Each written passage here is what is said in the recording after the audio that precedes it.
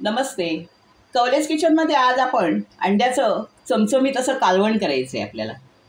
तर त्याच्यासाठी ही 7 अंडी घेतलेली आहेत, मी उकडून घेतलेली आहेत. हे 2 कांदे घेतलेले आहेत मीडियम साईजचे, जे आपल्याला वाटण करायचं आहे त्याच्यासाठी. हे खोबरं घेतलेलं आहे मी अर्धी कवड. हे धने घेतलेले आहेत 1 चमचा. हे आलं घेतले आणि ह्या लसणीच्या पाकळ्या 5 घेतलेले आहेत. आणि मसाल्यांमध्ये, सुक्या मसाल्यांमध्ये हा गरम मसाला घेतला आहे मी, हा घरगुती मसाला आहे, हा काश्मीरी लाल मिरची आहे आणि ही हळद आहे. तर चला आता आपण प्रथम आपण वाटण रेडी करूया. आता मी अर्धी पळी वाटण्यासाठी तेल टाकलेलं आहे आणि आता आपण कांदा प्रथम भाजून घेऊया.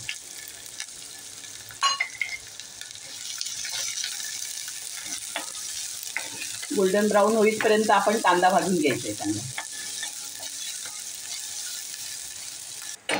आता आपला कांदा गोल्डन ब्राऊन झालेला आहे. आता ह्याच्यात आपण धने टाकून घेऊया प्रथम आणि हे खोबरं टाकून घेऊया सुकं.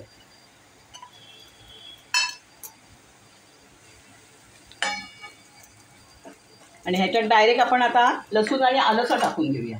ते सुद्धा भाजलं जातं चांगलं. आता चांगलं भाजून घेते मी. आता आपलं वाटणाचं सगळं रेडी झालेलं आहे. आता मी थंड करून हे वाटण वाटून घेते. आता मी गॅस चालू केलेला आहे आणि ह्याच्यात आपण आता तेल घालून घेऊया.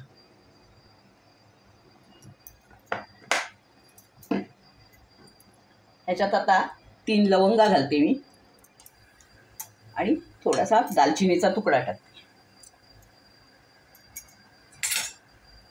आणि ह्याच्यात हा कांदा टाकून घेते. आता कांदा मी अर्धाच घेतला आहे, कारण त्याच्यामध्ये मी वाटणामध्ये 2 कांदे टाकलेले आहेत.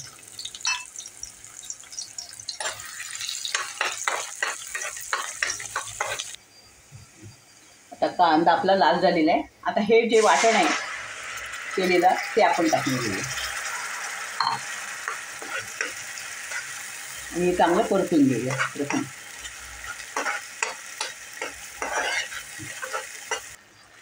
आता याच्यात आपण मसाले टाकून घेऊया. आता हा मसाला लाल मसाला, घरगुती मसाला, हा गरम मसाला आणि ही हळद आणि हे मीठ टाकून घेऊया आपण आणि हे चांगलं परतून घेऊया. हे बघा आता चांगलं तेल सुटलेलं आहे त्याला. आणि ह्याच्यात आपण एक मिरचीचा टाकून घेऊया ही. आणि ह्याच्यात हे गरम पाणी टाकून घेऊया. तर आपल्याला जास्त घट्ट करायचं नाही आहे किंवा जास्त पातळसा करायचं नाही, मीडियममध्ये करायचं आहे आपल्याला. त्या हिशोबाने आपण करायचं. आता तुम्हाला कसं पातळ करायचं, घट्ट करायचं त्या हिशोबाने आपण करायचं. आता याला मीडियम गॅसमध्ये 2-3 मिनटं आपण झाकून ठेवूया. आता 2-3 मिनटं झालेले आहे आणि आता आपण अंडी टाकून घेऊया ह्याच्यात.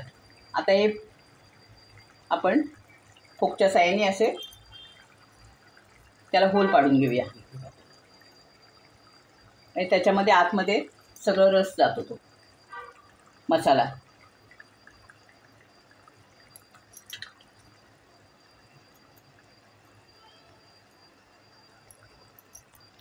आता याच्यावर कोथिंबीर घालूया आणि 3 मिनटं चांगलं शिजून देऊया. आता माझं झालेलं आहे 3-4 मिनटं आणि मी आता गॅस बंद करते. आज मी तुम्हाला कोकण पद्धतीचं अंड्याचं कालवण, जे भाजलेल्या खोबऱ्यापासून आपण बनवतो, ते मी आज करून दाखवलं आहे तुम्हाला. तर नक्की ट्राय करा तुम्ही. अतिशय टेस्टी होतं हे कालवण. आणि तुम्हाला माझी ही रेसिपी आवडली असेल तर लाईक करा, शेअर करा आणि बेल आयकॉनवर क्लिक करा. धन्यवाद.